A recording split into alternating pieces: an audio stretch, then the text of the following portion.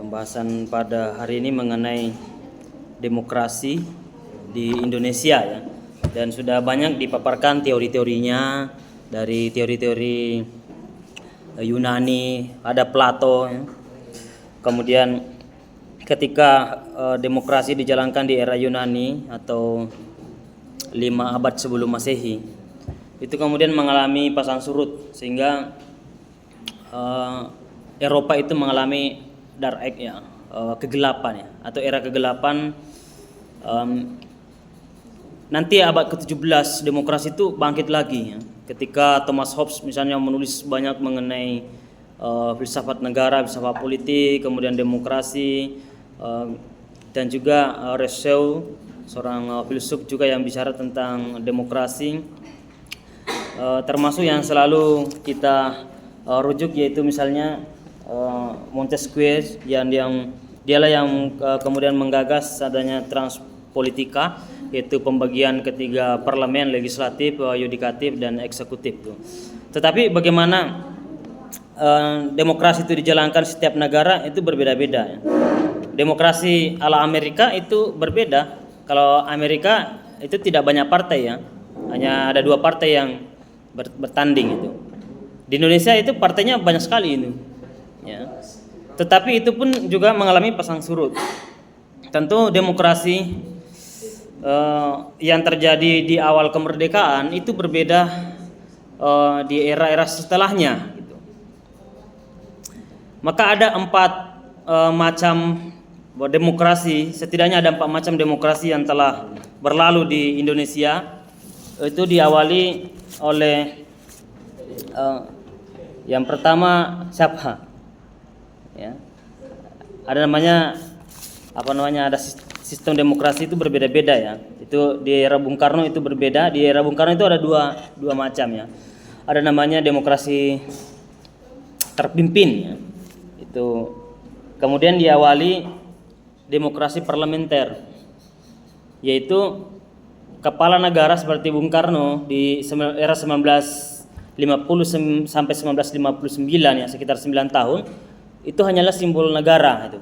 Tapi Bung Karno bukan sebagai kepala pemerintah, hanya sebagai kepala negara. Kepala pemerintah itu dipimpin oleh kabinet gitu. Jadi ada pemisahan ya antara kepala pemerintahan dengan kepala negara. Beda hari ini kan dari SBY, Jokowi, Prabowo, dia sebagai kepala pemerintah juga sebagai kepala negara gitu. Artinya dia sebagai simbol negara, dia sebagai menjamu tamu negara, dia ke luar negeri membangun diplomasi, tapi juga dia sebagai pemimpin dalam melaksanakan undang-undang gitu ya. Dia melaksanakan kebijakan publik. Presiden tertinggi sebagai pemimpinnya, kemudian menteri-menterinya dipimpin, kemudian bawahannya itu. Itu namanya presiden sekaligus sebagai kepala negara dan kepala pemerintah gitu. Nah, beda di awal kemerdekaan itu disebut sebagai demokrasi parlementer. Maka kabinet-kabinet yang waktu itu ada namanya kabinet Natsir itu ya. Yang pertama itu kan ke kabinetnya Muhammad Natsir itu. Oke.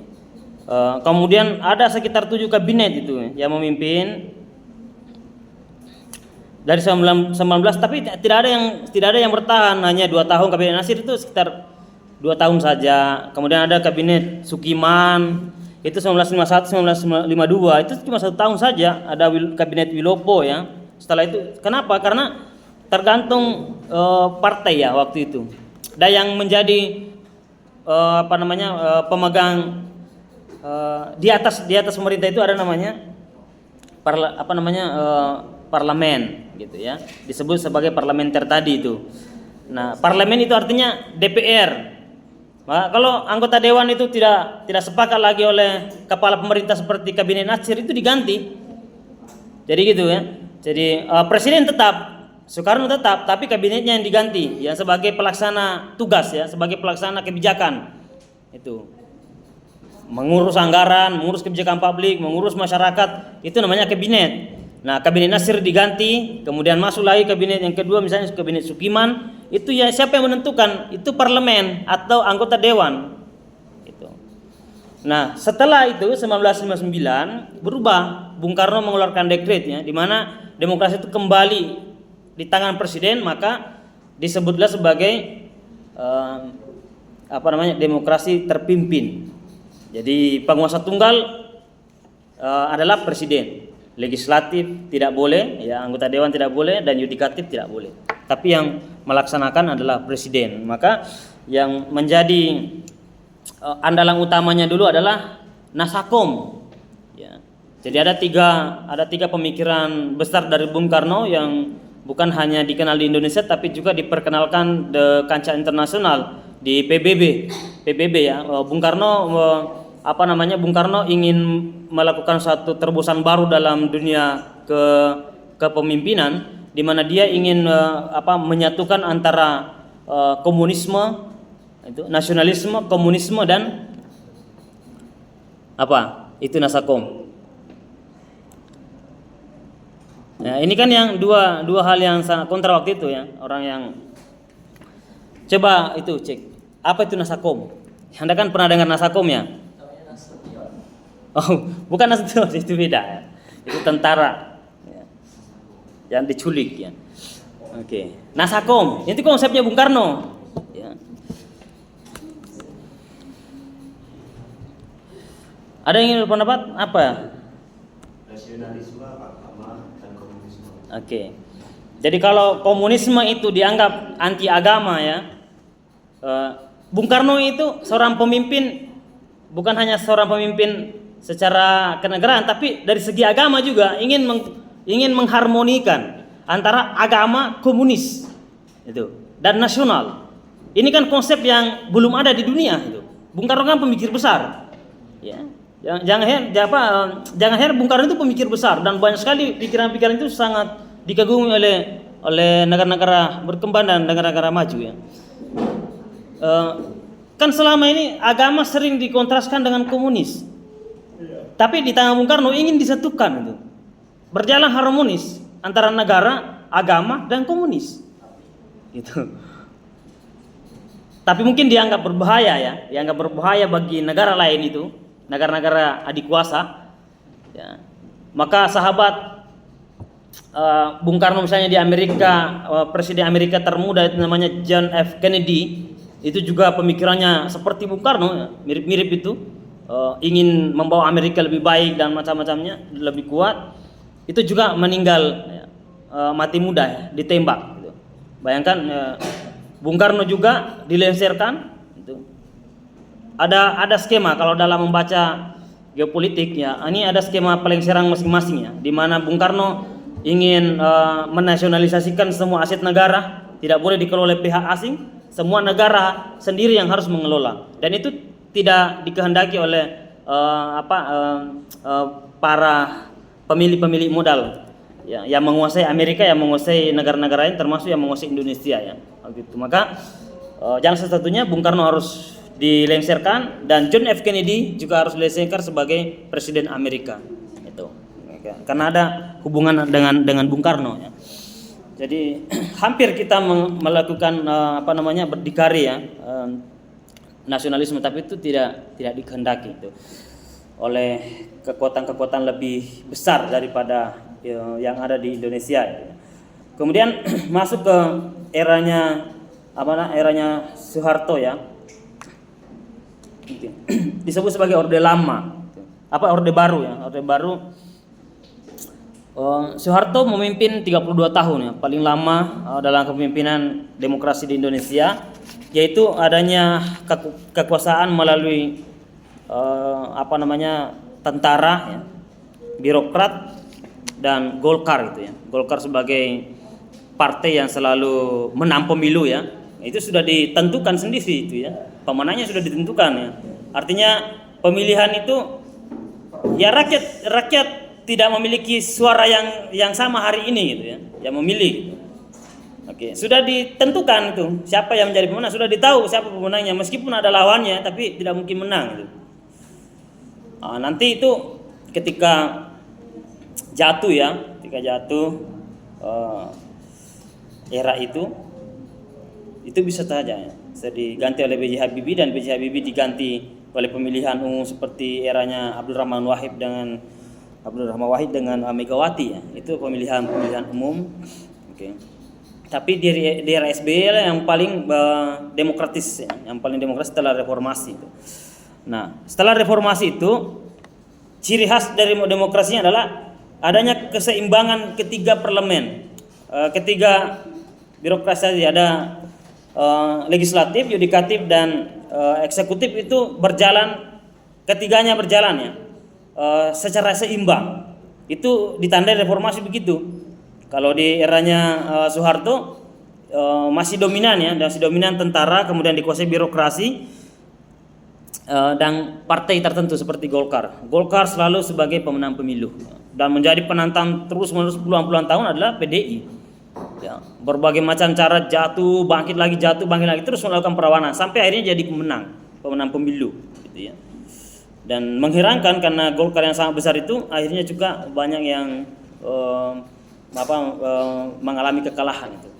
Ya, karena sudah banyak yang tidak dipercaya pada masyarakat ya. Masyarakat sudah tidak percaya lagi. Dulu waktu saya kecil kalau tidak dicoblos itu partai beringin ya, itu rumah orang dilempari. Jadi ada psikologi massa ya yang dibangun dari sejak dulu. Artinya saya sampai di Jawa ini ya, di Jawa itu ternyata yang menguasai itu kebanyakan PDI ya. Atau misalnya Solo atau di Jawa Tengah terutama ya. Biasa kan ada psikologi massa kalau tidak mencoblos warna ini ya, itu bisa berbahaya loh, dicap oleh pemerintah. Saya sampai begitu ya, di tempat saya susah tuh untuk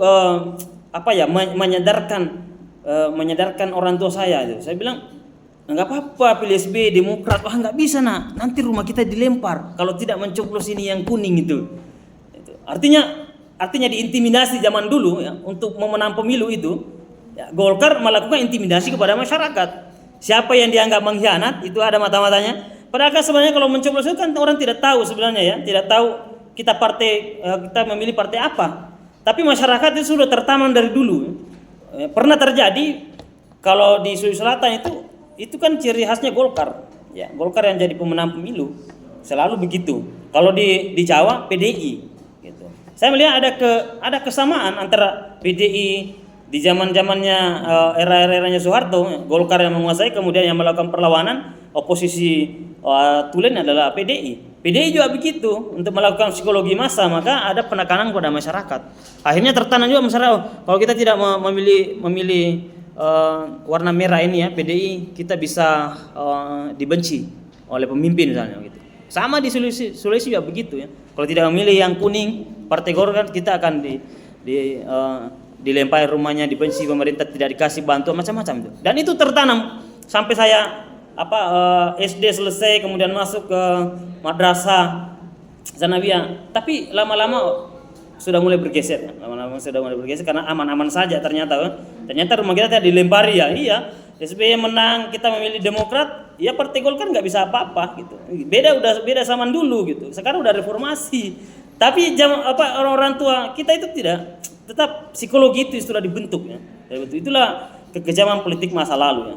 Dan reformasi harapan baru dan awal-awal reformasi itu bagus ya, seperti perjalanan legislatif ya, ada pemisahan antara DPR, kemudian pemerintah sebagai eksekutif, kemudian yudikatif. Nah, bagaimana kedaulatan rakyat? Kedaulatan rakyat tadi melalui dengan pemilu.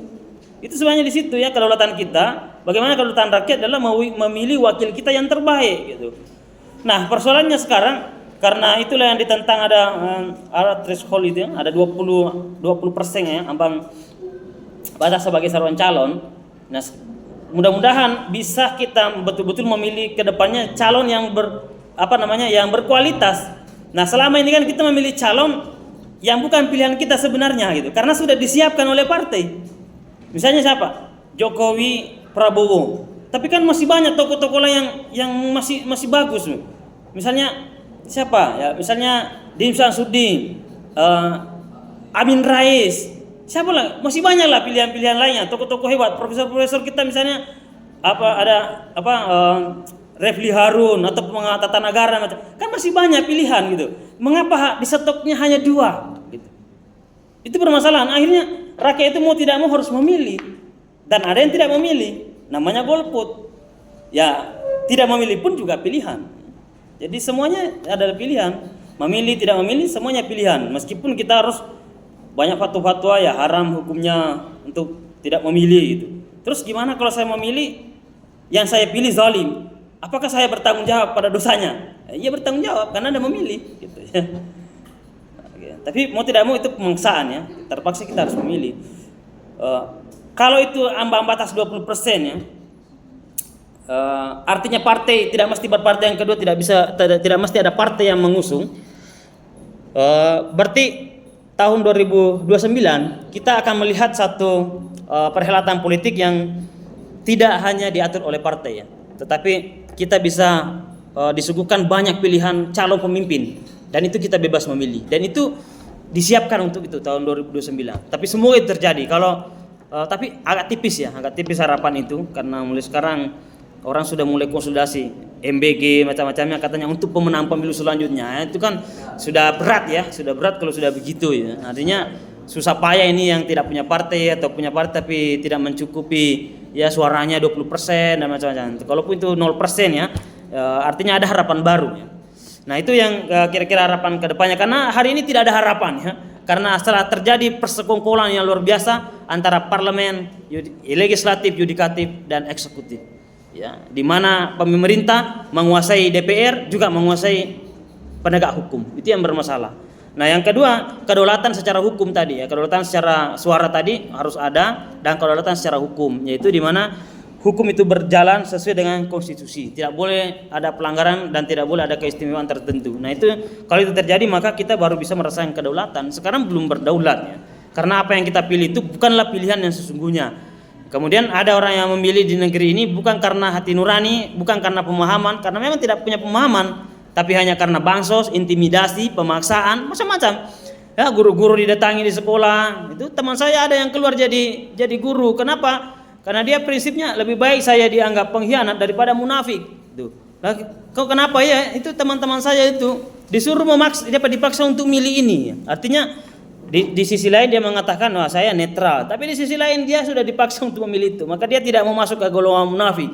Katanya saya masuk ke golongan dianggap sebagai pengkhianat ya, lebih baik saya pengkhianat daripada munafik. Dia terang-terangan satu-satunya yang melawan kepala sekolah waktu itu, karena kepala sekolah juga sudah ditekan ya dari atas harus milih ini. Akhirnya dia dikeluarkan.